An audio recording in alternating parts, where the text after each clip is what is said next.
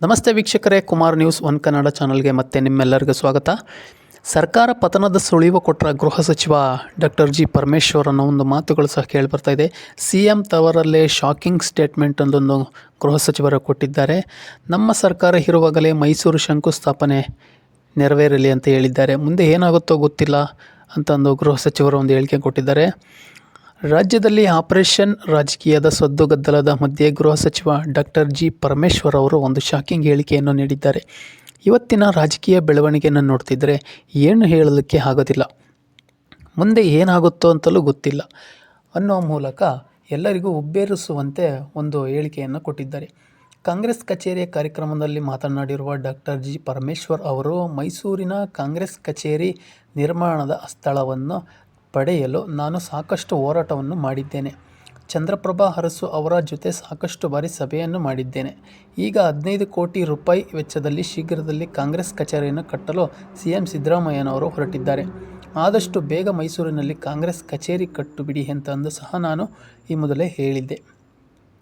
ನಮ್ಮ ಸರ್ಕಾರ ಇರುವಾಗಲೇ ಶಂಕುಸ್ಥಾಪನೆ ನೆರವೇರಿಸಿ, ಮುಂದೆ ಏನಾಗುತ್ತೋ ಗೊತ್ತಿಲ್ಲ ಅನ್ನೋ ಒಂದು ಮೂಲಕ ಗೃಹ ಸಚಿವ ಡಾಕ್ಟರ್ ಜಿ ಪರಮೇಶ್ವರ್ ಅವರು ಮಹತ್ವದ ಹೇಳಿಕೆಯನ್ನು ನೀಡಿದ್ದಾರೆ. ಮುಂದುವರೆದು ಇವತ್ತಿನ ರಾಜಕೀಯ ಬೆಳವಣಿಗೆ ನೋಡ್ತಿದ್ರೆ ಏನು ಹೇಳಲಿಕ್ಕೆ ಆಗಲ್ಲ ಅನ್ನೋ ಮೂಲಕ ಅಚ್ಚರಿ ಮೂಡಿಸಿದ್ದಾರೆ.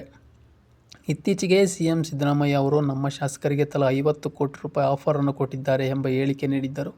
CM ಹೇಳಿಕೆ ಬಳಿಕ ರಾಜ್ಯದಲ್ಲಿ ಆಪರೇಷನ್ ಬಗ್ಗೆ ಸಾಕಷ್ಟು ಚರ್ಚೆಯಾಗುತ್ತಿದೆ. ಇದೀಗ ಗೃಹ ಸಚಿವ ಡಾಕ್ಟರ್ ಜಿ ಪರಮೇಶ್ವರ್ ಅವರು ಮುಂದೆ ಏನಾಗುತ್ತೋ ಗೊತ್ತಿಲ್ಲ ಅನ್ನೋ ಒಂದು ಮಾತನಾಡಿರುವುದು ಒಂದು ರಾಜಕೀಯ ವಲಯದಲ್ಲಿ ಒಂದು ನಿಜಕ್ಕೂ ಒಂದು ಕುತೂಹಲನೆ ಮನೆ ಮಾಡಿದೆ ಅಂತಲೇ ಹೇಳ್ಬೋದು.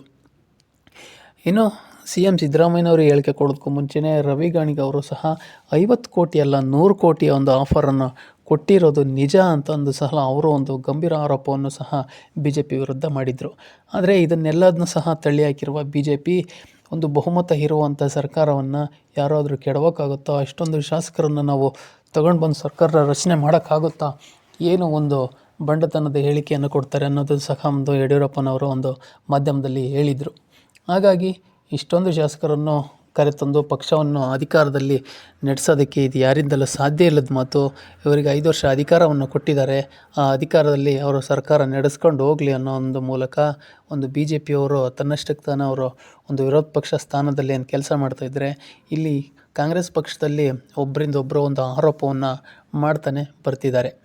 ಮುಂದಿನ ದಿನಗಳಲ್ಲಿ ಇದು ಯಾವ ರೀತಿಗೆ ಈ ಒಂದು ಬೆಳವಣಿಗೆಯನ್ನು ತಗೊಂಡೋಗುತ್ತೆ ಅನ್ನೋದು ರಾಜಕೀಯ ವಲಯದಲ್ಲಿ ಎಲ್ಲರಿಗೂ ಒಂದು ಕುತೂಹಲಕ್ಕೆ ಕಾರಣವಾಗಿದೆ. ವೀಕ್ಷಕರೇ, ನಮ್ಮ ಮಾಹಿತಿ ನಿಮಗೆ ಇಷ್ಟ ಆಗಿದ್ದರೆ ದಯವಿಟ್ಟು ನಿಮ್ಮ ಅನಿಸಿಕೆ ಅಭಿಪ್ರಾಯಗಳನ್ನು ಕಮೆಂಟ್ ಮೂಲಕ ತಿಳಿಸಿ.